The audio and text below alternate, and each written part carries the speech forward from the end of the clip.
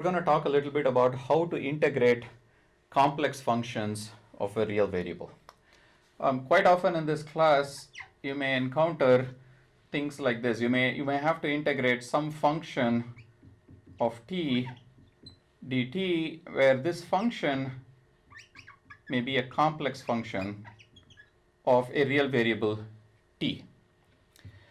And typically these functions, you may see like complex exponential in this function, so on and so forth, and you can use the rules of integration that apply to exponentials. They will pretty much apply exactly the same way, with just the exponent being complex numbers. But more generally, another thing that you might want to remember is that if you want to integrate this function, we can integrate the real part of the function, and that will become the real part of the integral. So the whole integral can be written as the integral of the real part plus j times the integral of the imaginary part of the function. Now, quite often it may be useful to go from here to here as well, and I will show you an example for that. So at this point, it may sound a little bit abstract, so I'm going to work out a few examples so that you get the idea of what I'm talking about. So let's start with the first example. So let's say we want to integrate. So the problem is, let's say compute integral from 0 to pi over 4 e to the j 2 times t dt. So notice that this function is a complex function, but t is a real variable. So when you do this integral, it's a finite integral, it's a definite integral, so it has lower limit and upper limit, and in the end, you need to get a complex number as your answer. So keep that in mind. I mean, it doesn't always have to have a non-zero imaginary part, but in general, your answer should be some complex number.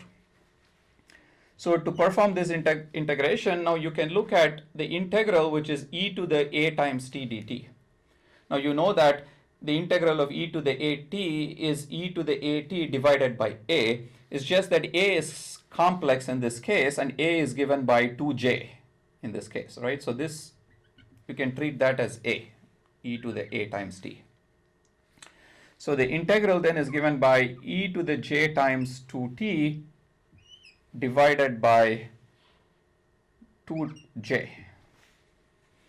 And the limits of the integral are 0 to pi over 4. And so when you plug in the upper limit, you are going to get some complex number as the answer. You plug in the lower limit, you're going to get some other complex number, and you can subtract them. So when I plug in the upper limit, what am I going to get? I'm going to get e to the j times 2 times pi over 4, that's e to the j pi over 2.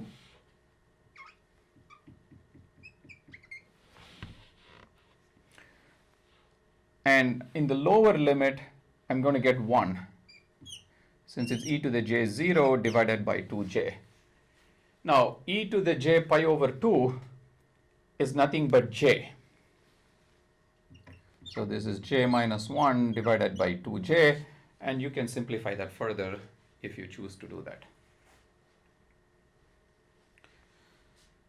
So let's work out another example. And this is another, you may see these kinds of examples in the course. So let's say we have integral from 0 to infinity e to the negative 2 plus 3 pi times t dt.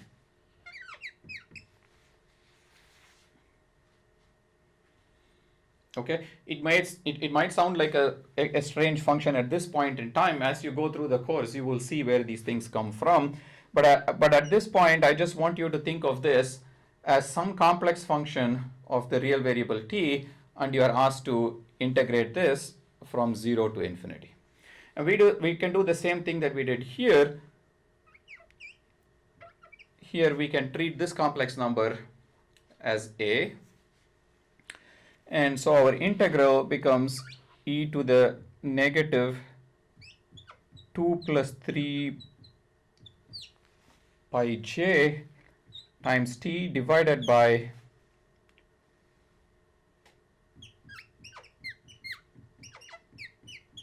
negative 2 plus j3 pi.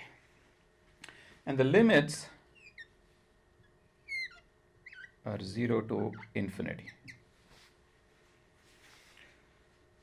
So let's think about what happens when we substitute the upper limit.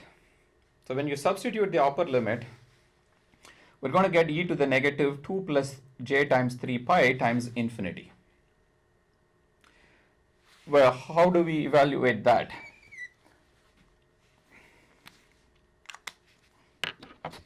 Maybe I need to switch to a different pen. So you can think of this as e to the negative 2t times e to the negative j3 pi t over negative 2 plus j3 pi, and the limits are 0 to infinity.